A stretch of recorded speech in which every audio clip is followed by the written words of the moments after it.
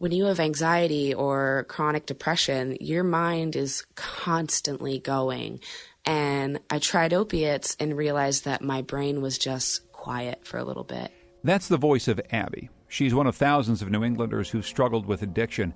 She and others are sharing their stories as part of a writing project and podcast. It's meant to shine a light on the problem and the ways out. This week on Next, from the New England News Collaborative, a first-person account of addiction and recovery. We'll also look at food insecurity among Vermont's farm workers. People would say, well, sure, I have the money, but let me tell you about all of the challenges that I experienced going to the store and finding the food that's meaningful to me, or finding the time in between the shifts that I'm working on a dairy farm to access some of these foods. Plus, who's behind our bicycling infrastructure? You realize they were written by men sitting around a table deciding what worked for them as vehicular bicyclists, and then that would go to the states, and the states would build what those men sitting around a table decided was working for them. It's Next. Next is produced at Connecticut Public Radio and is powered by the New England News Collaborative, 8 public media companies coming together to tell the story of a changing region, with support from the Corporation for Public Broadcasting. I'm John Dankosky. Thanks so much for joining us. We've been following the struggles and successes of farmers in our region. A new focus on organic, locally grown food has led to a boom in farm stand and foodie culture. But the hard economic realities of milk production in the region have meant the closures of hundreds of farms over the last decade. That's hit the state of Vermont especially hard. There's another problem, though, that's not as easy to see from the outside. The people who do this hard work on the farms often aren't able to get food easily. That food insecurity is a problem with many causes, but immigration policy is right at the center. Teresa Mayers dives into this issue in her book called Life on the Other Border, Farmworkers and Food Justice in Vermont. She's a professor at the University of Vermont, and she's with us now. Teresa, welcome to Next. Thank you so much. So we've got a pretty good idea in our heads of what Vermont's farming industry is like, but maybe you can tell us a bit more. What does the industry mean for the state's economy, first of all? Yeah, absolutely. So the dairy industry is really important here. Of all of the states in the nation, Vermont is the state that has the most dependency upon one agricultural commodity, and that commodity is milk. So right now, Vermont's dairies accounts for about 6,000 to 7,000 jobs in the state, provides about $360 million in wages and salaries, and about 80% of the state's farmland is dedicated to dairy production, whether it's for pastures or for growing feed crops or for the dairies themselves. And so dairy is very important for the state of Vermont, both culturally, but also economically, politically, and socially. It's a huge part of the state. It's a huge part of the identity as well as the economy. What's the workforce for the industry like right now?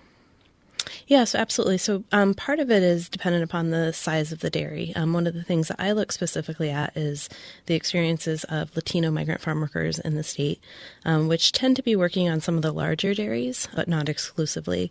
And so the labor challenges have been really significant in dairy for a very long time. But beginning in about the late 1990s, what we started seeing in the state was the growing importance of Latino farm workers for maintaining the dairy industry, particularly the large production that we currently see now. I'm wondering if you have an idea how many of these workers are documented, how many are undocumented currently? Yeah, so currently there's an estimate of about 1,000 to 1,200 Latino farm workers in the state, according to University of Vermont Extension. And it's estimated that probably 90% of those are here without documents. One of the key things is that because the dairy industry is year-round work, workers in dairy cannot qualify for some of the other agricultural visa programs like the H-2A visa program. And so within the Latino immigrant farm worker community, the majority of those are undocumented.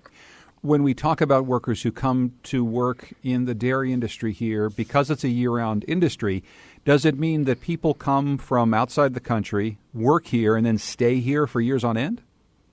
Oftentimes, yeah. And one of the big changes that's happened, especially since September 11th, and especially since we've seen a really sort of growing militarization and level of violence along the U.S.-Mexico border, many people sort of talk about how 9/11 resulted in people being stuck in the United States, where we might have seen more circular migration previously. Because that process of crossing into the United States has gotten so risky and so dangerous and so expensive, a lot of times that has resulted in people staying here often for longer than they originally planned. And so, yeah, a number of the individuals that I've been working with have been working not only in Vermont, but have often moved back and forth between New York and other parts of the United States, and have been here often for years on end. What is life like for these folks who live for sometimes years, sometimes for months on end, on a dairy farm in Vermont? Maybe you can paint us a picture, if you would. Yeah, I don't think it's really easy to generalize that because I think it depends a lot on the particular farm that people are working on, their level of social connection, where they're living in the state, their experiences of whether they're here with their family or whether they're here alone. So I don't think there's really a way to generalize it, but I often think about the story of a friend of mine named Juana, and I'm using a pseudonym there, who came to Vermont to join her husband and who eventually did find work on a dairy farm, although wasn't necessarily a full-time worker. And she had 2 children that were born in the United States, 2 children that were born in Mexico and remained in Mexico. And her life was definitely difficult. She came from the state of Chiapas. Her family, they are coffee growers. And one of the things that she described to me is that her life back home was a hard one. It was one of poverty. It was one of instability. But she often compared it to her life in Vermont. And she would say, well, I have more money here, but I don't have the freedom here. One of the things that farm workers experience often is a level of fear and anxiety about leaving the home or leaving the farm. And she certainly had that fear. Her older son, who did come to work here in Vermont shortly after he moved here to work in the dairy industry, was detained while he was out shopping for party supplies. And so that added to some of the difficulties that Juana was experiencing. Eventually, she did return to Chiapas because of some family tragedy and some of family loss. But I think the thing that I always remember about her story and about her experiences is she compared the sort of poverty and freedom in Mexico, but relative wealth and lack of freedom here in the United States. And that lack of freedom comes in large part because almost the entirety of Vermont is within this 100-mile zone away from borders of the United States, which means that Customs and Border Protection is able to operate much more freely. Is that part of what is leading to Juana and others, their fear of going outside, going out into public? Absolutely, yeah, that's part of it. The other part is that Vermont is one of the least ethnically diverse states in the country. Sometimes we're number 1, sometimes we're number 2, but because it is a state where people of color are often very visible, especially in rural areas, that adds to some of the anxieties and fears of being out in public. So that, coupled with the fact that we are a border state and 100 miles, which is a big chunk of the state, and especially a big chunk of where we see dairy farms is within that 100-mile border, that adds to a series and sort of a complications of events that leave people often very fearful of leaving the home. Yeah, and there's some real impacts for these people. Our reporter at VPR, John Dillon, has been doing a lot of coverage around this issue. He spoke with a farm worker named Olga, and here's a clip of her. She's speaking through an interpreter here. So she said that there were plenty of occasions she needed to call an ambulance for an emergency. She heard that even the police is turning people to immigration, and that could, if she calls for an emergency, maybe police is going to be involved. So she's been really afraid, and at her household, everybody's been afraid to reach out to an ambulance or to the hospital or the police. Teresa, I'm wondering if you can line up what Olga has said there with some of your experiences, some of the people that you've talked to. Is that a lot of what you're hearing? Absolutely, yeah, and I know her story pretty well.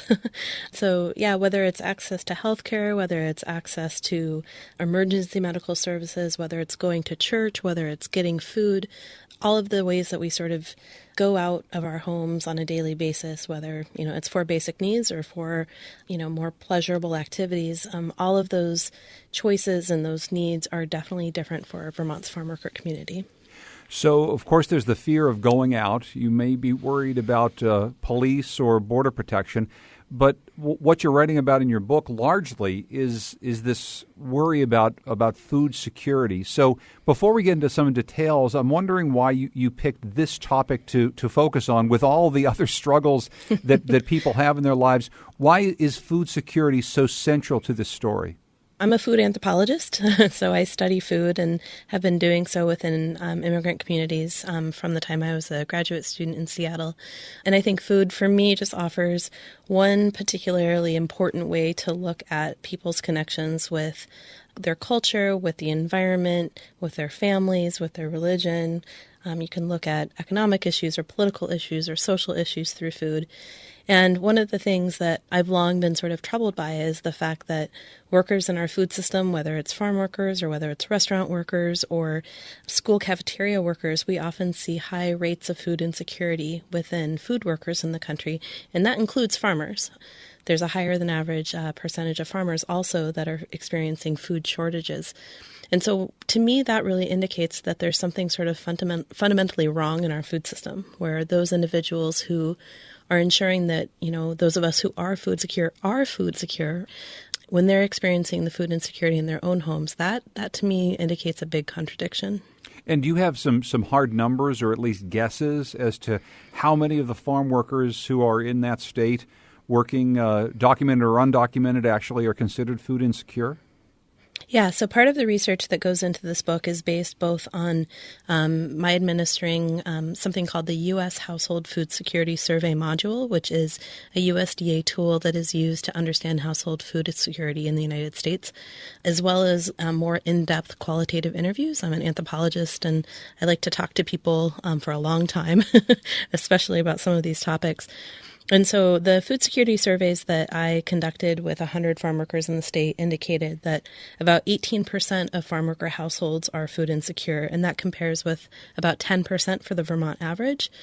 I think the problem, though, is that those numbers fall short in really capturing the complexity of food access and capturing some of the more lived realities of food security. And so while that number is even though it's elevated compared to the overall Vermont average, I think it's a huge underestimate. And part of it is because that instrument is really indicating that based on this assumption that if you have access to money, you have access to food. And as I was doing these surveys and I would get through the questions, it's a fairly quick instrument to use, people would say, well, sure, I have the money, but let me tell you about all of the challenges that I get or that I experience going to the store and finding the food that's meaningful to me or finding the time in between the shifts that I'm working on a dairy farm to access some of these foods. And so while, the hard data shows 18%, if we look at some of the qualitative data that I would have from this project, I would estimate that, nearly everyone is facing some kind of food access barrier. And so, again, I think that points to some of the realities that individuals are experiencing here in Vermont, and also some of the sort of really complicated matters that we can think about when we think about food security. Teresa Mayers is author of a new book called Life on the Other Border, Farm Workers and Food Justice in Vermont. She's also an associate professor of anthropology at the University of Vermont. Teresa, thank you so much for joining us. I really appreciate it. Thank you so much. Coming up, a first-hand account of addiction and recovery. But first, we'll go gravel grinding and skateboard down a giant hill. From the New England News Collaborative, it's next.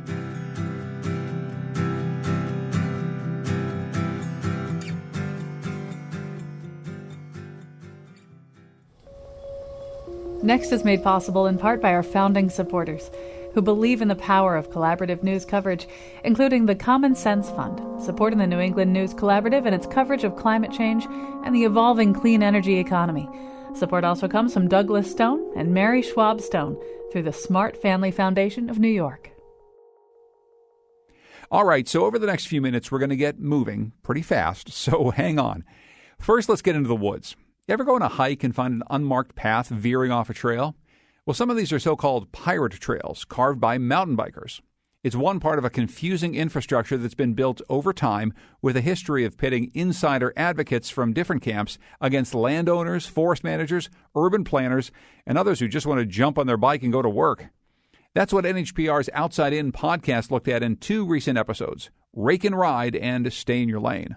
They found something pretty interesting. Both mountain biking and road biking infrastructure were shaped by competitive cyclists, and this has important implications for those who participate in the sports now and who will in the future. Sam Evans-Brown is the host of Outside In, and he's back with us to walk us through these issues. Sam, welcome back to Next. Thank you so much for having me, John. Well, let's start with mountain biking. And in a recent episode of Outside In, you track the history of so-called pirate trails. Why don't you explain what pirate trails are? Well, pirate trails is my term that I prefer, but I've heard them called rogue trails. Some people just call them non-sanctioned or illegal trails. They're trails that are built without the consent of the landowner who is hosting them. And so we see them basically everywhere. There's a little network of pirate trails in a plot of woods behind the hospital here in Concord that I came to know as soon as I moved to town. And they snake their way through the White Mountain National Forests. I once went down to visit a friend who lived in central Massachusetts outside of Worcester when he had just bought a mountain bike. And it took me, not 15 minutes to find a network of pirate mountain bike trails that were only about a 10-minute ride from his house. So they are trails that have been built without permission, and they are literally everywhere in New England. How did they come to be? I mean, who built these trails? Who cut them through the woods? Well, they were built by mountain bikers who, in the early days of mountain biking, so if we think of the 1980s when the first mountain bikes came out, there weren't really trails that had been purpose-built for mountain bikes. So people were taking the bikes out onto forest roads, out onto Class 6 roads, out onto logging roads, and they started to look for places to ride the bikes that would be a little more interesting than just a straight stretch of skidder road. And so they started to build trails for themselves. And because of the people who were building them, that was the character of the trails themselves. So I spoke, for instance, to Dave Harkless, who's a bike shop owner in Littleton, New Hampshire, who has been involved in the sport since the very beginning. They were tight, they were twisty, they were extremely technical. You could have 24 inches between the trees. There's still some trails like that around here, and we call them skinnies, and it can be extremely frustrating. If somebody's looking to get into riding and this is their first experience, they're going to have to be a very determined person to be successful. What is the role of competition in all of this? Because I can imagine that there's a difference in people's minds in this community between going out for a ride on a weekend and feeling as though there's some sort of a larger competitive culture of mountain biking in the woods. Am I right in that? Well, yeah, and I think you've really hit it, because the early adopters of these sports were very competitive individuals, and they were the same people who were doing mountain bike racing. And I think they really came to trail building through that frame. They thought of, what trails do I like riding on? What trails will polish my skills as a racer? What trails should other racers be riding on? And they weren't thinking, what trails would we need if we wanted to make this a more inclusive and accepting sport? What trails would we need if we wanted to maximize the number of people getting outside and getting on bicycles in the woods? And frankly, that's something that I think you see in road cycling as well. Yeah, so tell us about that. So the culture of road cycling is a little bit different, and you go into the history of how road biking infrastructure and culture developed. Tell us a bit about that. Right. So this is another episode that we did back in the spring, and we called it Stay in Your Lane. And it centers on this paradox that I have encountered throughout my adult life, where you hear again and again from city planners that the people who come to town meetings and city council meetings and pound on the table and speak about cycling infrastructure are often cyclists who oppose bike lanes. And it was sort of trying to figure this one out, because it seemed paradoxical. It seemed like it didn't make any sense. And when you go back, what you find is that in the early days of road cycling, there was a school of thought called vehicular cycling. And it was advanced by a few key individuals, but in the United States, it was an individual named John Forrester who lived in California. And the idea was that the most effective, the safest way, and the fastest way to ride a bicycle was just to act exactly as if you were a car in traffic, to ride in the middle of the lane, to follow all rules of the road just as if you were a car, and to assert your right to be there. It comes from these competitive cycling clubs that were producing racers to go and compete in amateur races around their regions. And they're folks who were very keen on going very fast and weren't afraid of being out in traffic. They were willing to put their bodies in harm's way. So John Forrester believed that in the United States, what we have is a car-centric culture, and he refers to that as motordom. And he believes that cyclists who are demanding bike lanes have been sort of infected by this car-centric mentality and actually are advocating against their own best interest by asking for bike lanes.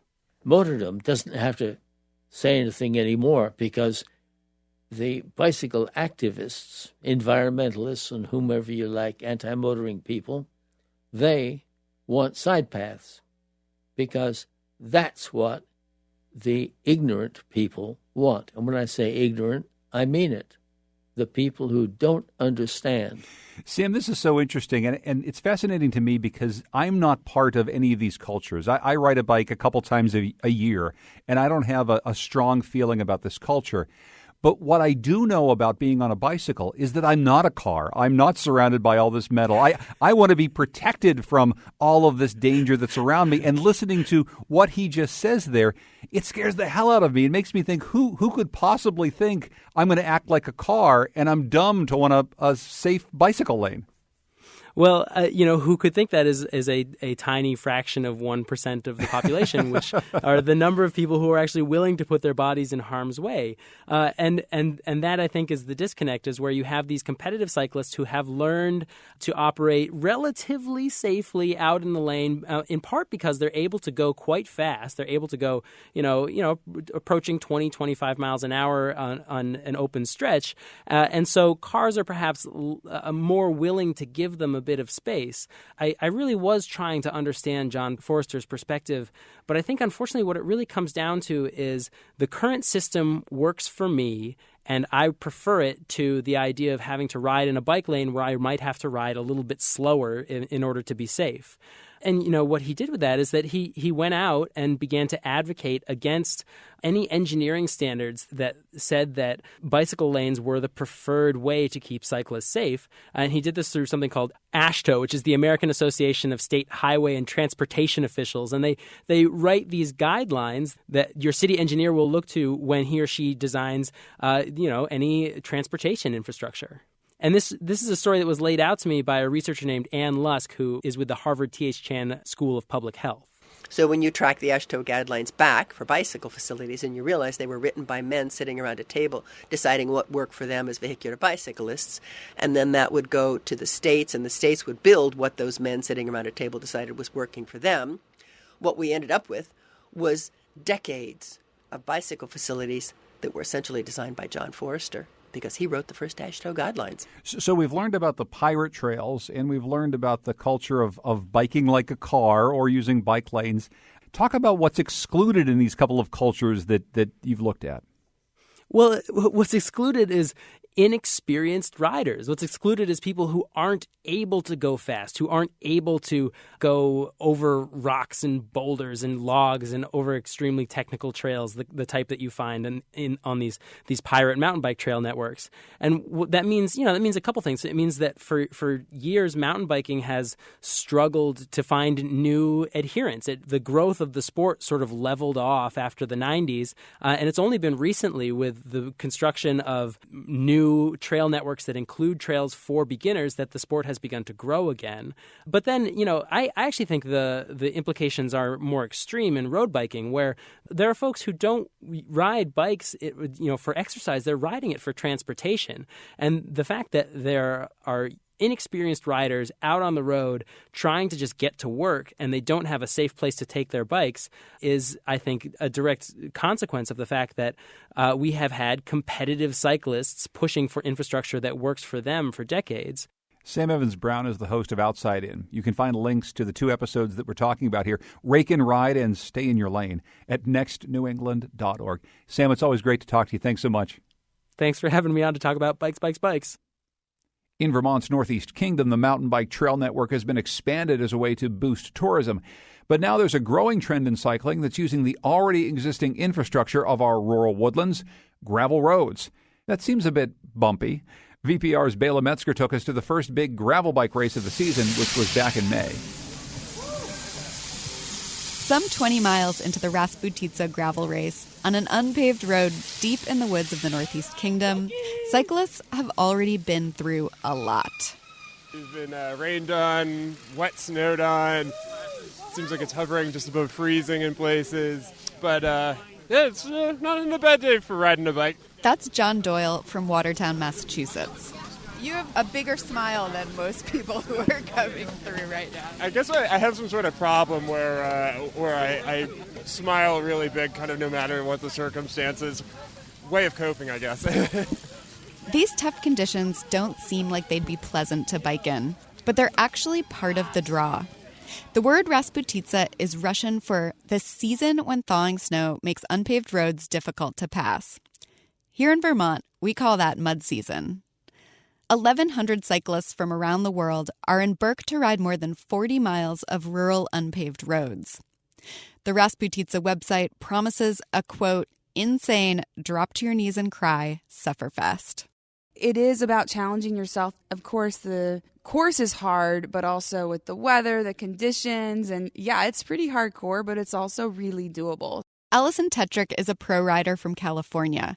She's raced bikes around the world, and she says the Northeast Kingdom is world class. It's longer to get here from where I live than to go to Europe or a lot of places in the world. I mean, we're in a very remote location, but to me that makes it very special. It is beautiful out here and really tranquil, a lot of open space and really Jurassic landscapes and super bike friendly.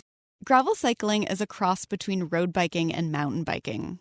Riders are decked out in spandex and ride fast bikes like you might see in the Tour de France. But their bikes have fatter tires, which allow them to navigate unpaved, rutted roads. Gravel grinding, as it's called by insiders, is all about getting out into nature for adventure. And it's one of the fastest growing categories in cycling. Vermont is perfect for it. More than half of the state's roads are unpaved, and more than 6,000 miles of that is gravel. We didn't invent anything here. What we did is basically hone it to this one activity of riding on public dirt roads. That's Peter Vollers. He's been an advocate for gravel cycling in Vermont for almost 20 years. Vollers says he first saw the potential of gravel when he was coaching young riders in Killington. We discovered when we were training how dangerous it was to be on the pavement. So one day I just said, guys, take a right turn. That turn onto a gravel road allowed the inexperienced riders to train away from cars and made their rides more social and enjoyable. Vollers says Vermont's early infrastructural development, which included a dense network of rural roads, makes it perfect for gravel riding, especially the state's Class 4 roads, town highways that are no longer maintained. The oldest of these roads dates back to the beginning of the state. And another name for that in Vermont is the ancient roads.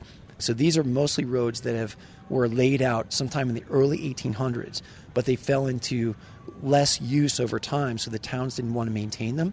And almost every town in Vermont has these roads.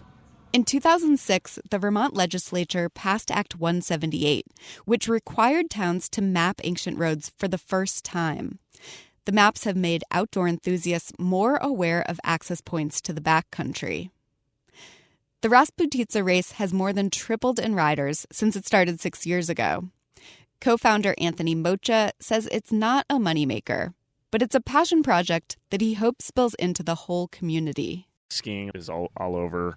The mountain biking itself hasn't quite picked up yet, so it's a really in-between type of season. And in a weekend there's nothing else going on, we bring in a bunch of people, it helps.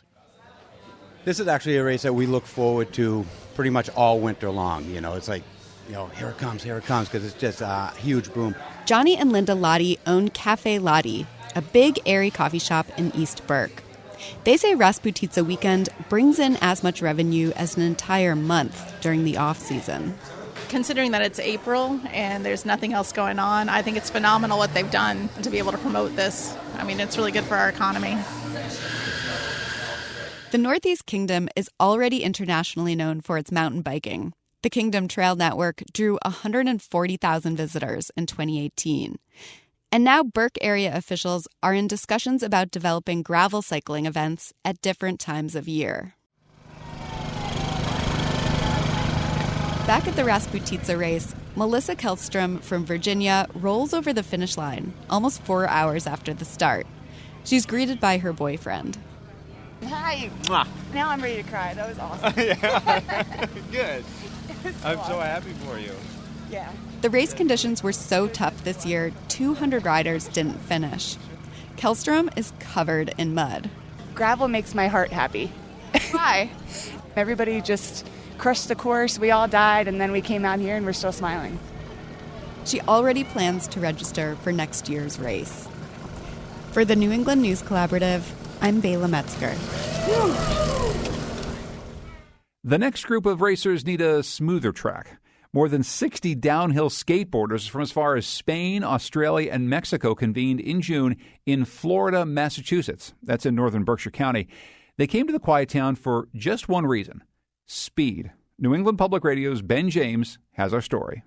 At the top of Whitcomb Hill Road in Florida, Mass., right off the highest point on Route 2, there's a sign that Jeff Malingoski has been contemplating for years. It's a road grade sign, and it says 9.5% grade for the next 2.5 miles.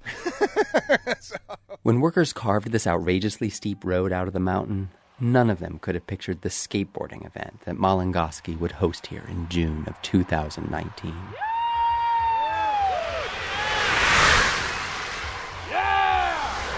It's the first ever Whitcomb Summit downhill. It's well over 65 miles an hour. Like probably lower 70s, upper 60s. It's weird to say, but it's a mellow 70 miles an hour. A mellow 70. Just what Malingoski from Ashfield, Massachusetts is after. My son called me at work 3 years ago. He calls up and he goes, "You're not going to believe it. Whitcomb got paved top to bottom." And so it was just amazing, and we started skating it right away. Malingoski is 54 years old. His son Ryder is 20. We used to skate it open all the time. He means the cars were going up the hill while they were skating down. And then eventually the cops started coming every time we came. So we decided to go to town and ask them for 1 weekend to just really live it up. And they gave it to us. My name's Emily Pross. I'm 23 years old, and I'm a 4-time women's downhill skateboarding world champion. It's definitely the fastest racetrack that I've skated for sure. Man, that was freaking killer. They were going wicked fast, I'll tell you what. Matt Cook and Mike Walker drove out from North Adams to watch the race. We got full leather suits going on, skin tight to make them be able to go fast and all that. And then they got stormtrooper helmets on, and it's freaking awesome. Max Capps, a racer, is 29 from Southern California. Yesterday morning I was terrified, and by the end of the day I finally had it figured out. Now I'm like, I can race this. Yesterday I didn't feel like I could race this. Capps is skating Whitcomb with his teammate, Tim Del Rosario Rojas, who says when he's riding well, the experience is actually calming. Definitely you find like a place of meditation is what I'd call it. Like you're really like the stillest point that you can find is when you're on the board. That's true for some skaters, at least. The Malingoskis lined the course with 1,500 hay bales, crucial for spots like this one, called the left slide.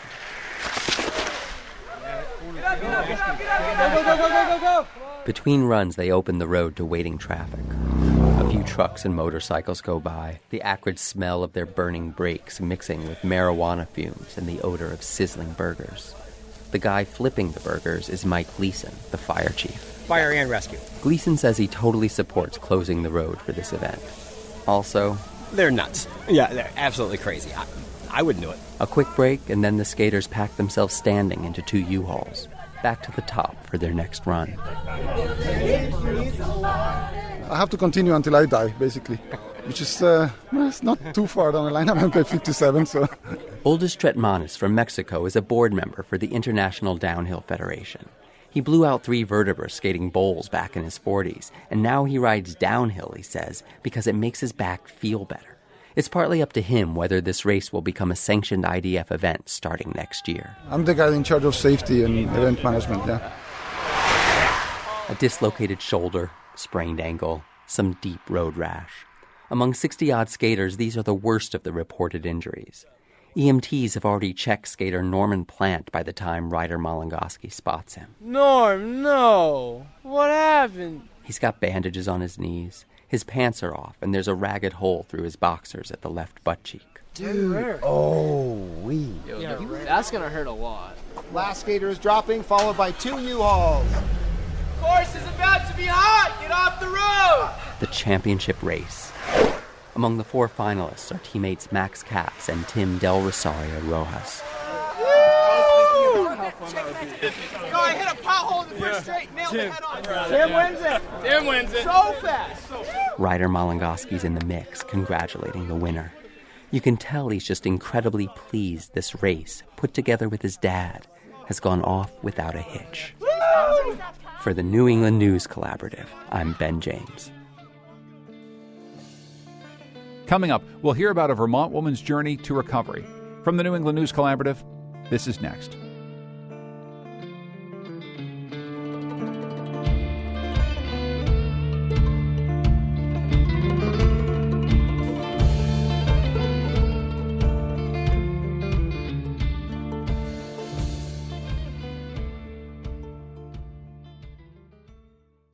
Next is produced at Connecticut Public Radio and is powered by the New England News Collaborative, 8 public media companies coming together to tell the story of a changing region, with support from the Corporation for Public Broadcasting.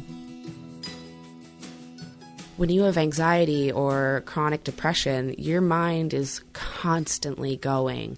And I tried opiates and realized that my brain was just quiet for a little bit. It was like a vacation from my brain. That's the voice of Abby Holden. She recorded an interview with Writers for Recovery and Vermont Public Radio, where she talked about her addiction and her path to recovery as part of a new podcast series called My Heart Still Beats. In the interview, she speaks with Gary Miller. He's creative director for Writers for Recovery and co-host of the program. Let's listen.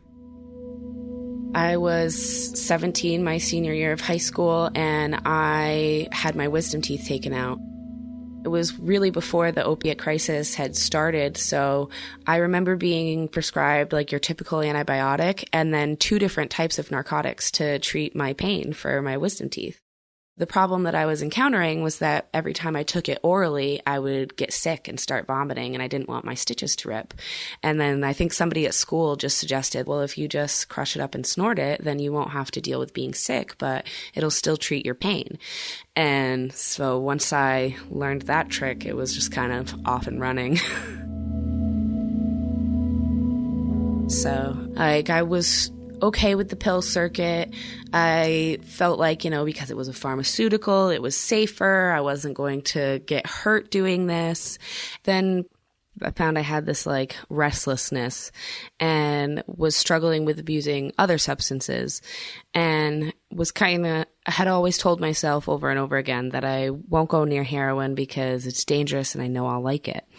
And actually ended relationships because people were dealing with heroin or had it in their life, and then had a very close person in my life try it, and I was furious. I was really angry at them. I remember crying and begging them, please don't do this, da da da da.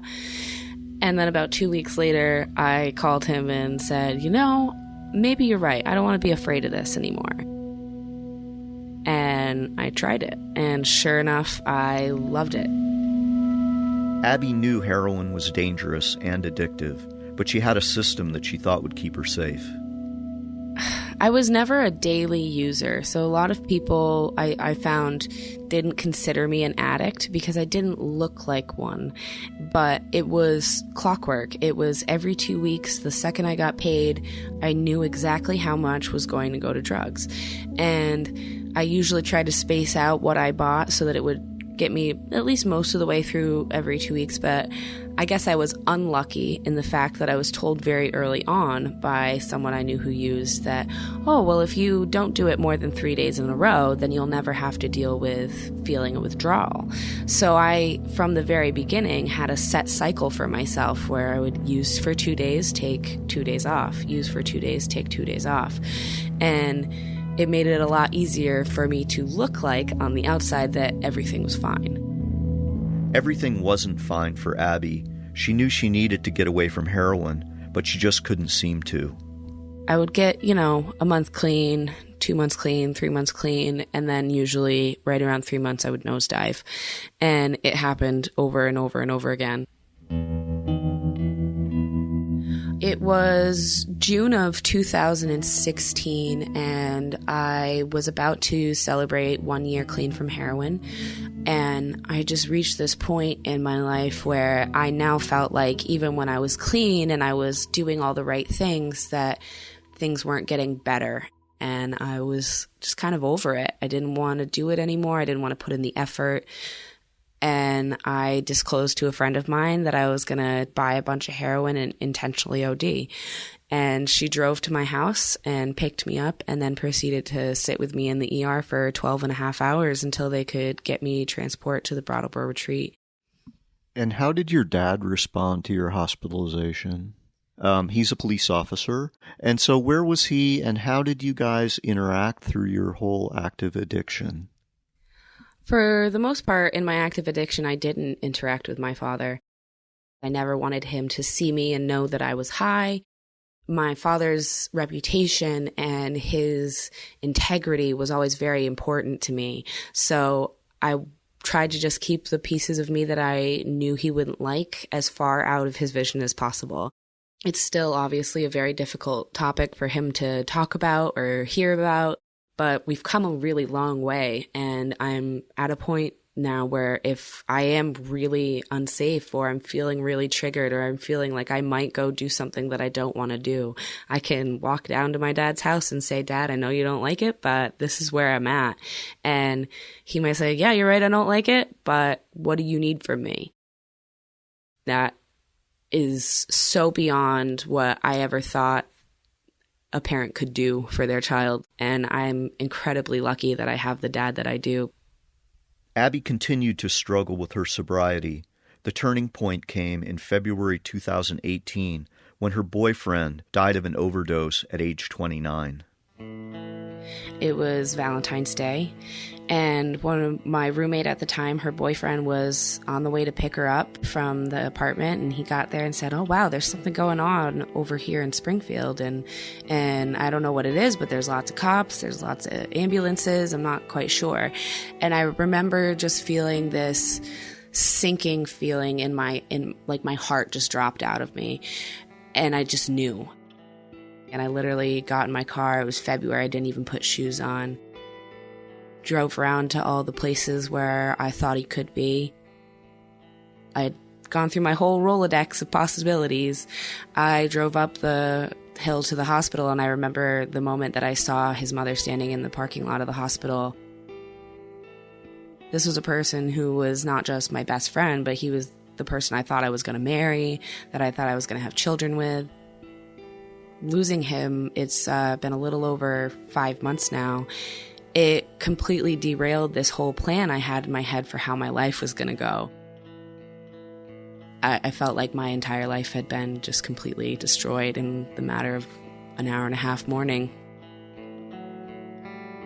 There aren't words. But now that I've had time to think about it, this was always a very good possibility as an ending, whether it be me or him. I've had people tell me, and I've heard people say this idea of if someone gets involved in drugs, it's their fault, and we don't need to provide support with these people, basically just let them die. I mean, what do you say to someone who says that? I say if you have never experienced it, you don't understand the way that your brain flips a switch. And I firmly believe that there was almost no way I was not going to get addicted to heroin. I made a choice the first time I tried it. That's absolutely true. But from then on, my brain's doing its own thing. It will find any reason to justify or tell me that this is the way to handle things, that doing heroin or doing other drugs or getting drunk was the way to handle things. And I absolutely felt like I had no control over myself. And the perfect example of this is just a couple weeks ago, unfortunately, I found an empty heroin bag in my car a couple weeks ago. And I brought it up into the house, and I'm looking at my partner, and I'm trying to work out, like, how long has this been in here? Like, where did this come from? And I had this urge to open up the bag and see if there's anything left on the inside. And I looked at my partner, and I was like, you're going to need to take this from me. Because I knew that if I put the trust in myself to get rid of it, it wasn't going to happen. Or there was a possibility that it wasn't going to happen. But you have to remind yourself that any situation that could be complicated or put you at risk, it's your responsibility to avoid it. I think the hardest thing now is that is the judgment that comes with being an addict, and how everybody assumes once they know it about you that it's just a matter of time before it happens again. And most of these drugs completely rewire your brain. Like, I'm never going to feel the same amount of joy that I did the first time I did heroin. That is a scientific chemical fact. My brain cannot do it the same way. So it's reminding myself that I'm still capable of feeling happy and coping with difficult things and dealing with my life and being an adult without the use of drugs. So I have a lot of tattoos, and 2 of my tattoos are serotonin and dopamine.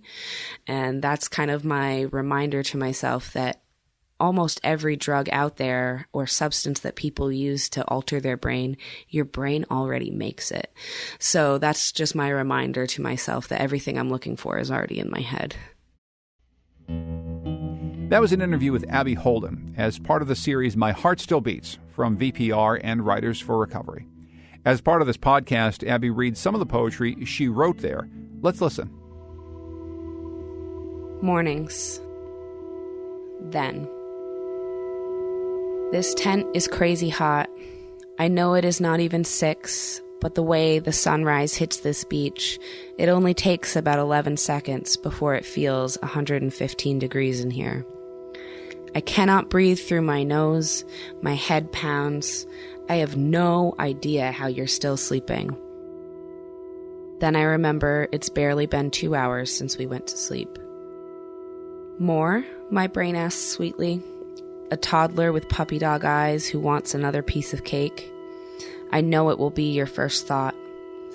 I start counting the money, pace our riverside beach, smoke a cigarette, swim, count the money again. Begin planning in my head. This much for gas, this much for smokes, this much for more. If we don't drive around when it's gone, forget the gas and get even more. More? It asks again hungrily. How are you still sleeping? It is a wonder I ever rest these days when I'm so filled with all this want. Another cigarette before I'm gently waking you. My desire is a chant now. More, more, more. 1 is too many, 1,000 is never enough. Now. My eastward-facing bedroom window has blanketed me in early morning light. I watch the feathers from my dream catchers sway and dance in the sun. A sweet dog with floppy ears gives me a look that says, "Mom, do we have to?" No, baby, not just yet. For now, we will stay here, lay in the yellow light, smoke a cigarette, and think about how, when I'm ready to move, I'll make coffee and watch the dog, find all the new smells in the yard, and consider the way that I'm not addiction-free, but I've chosen the lesser evils. Think about how now my nights are filled with painting, writing, and creating things, rather than wasted hours and money lost, and friends I'll never get to soak in the light with again.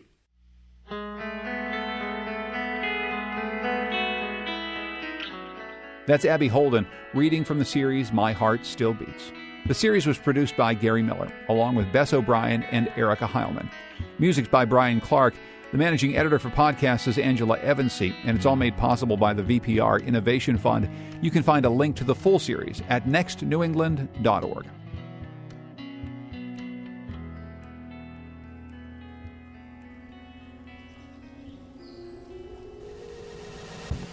You can find our show wherever you get your podcasts, too. Just search for Next New England, and you can follow us on Facebook and Twitter at Next New England. Our program is produced by Lily Tyson. Carlos Mejia is the digital producer, and the executive producer is Katie Tolarski. Music this week comes from Todd Merrill, Goodnight Blue Moon, and Jimily, and Muddy Ruckus. The New England News Collaborative is powered by the Corporation for Public Broadcasting, Connecticut Public Radio, Vermont Public Radio, New Hampshire Public Radio, Maine Public Radio, New England Public Radio, WBUR, WSHU, and the Public Radio.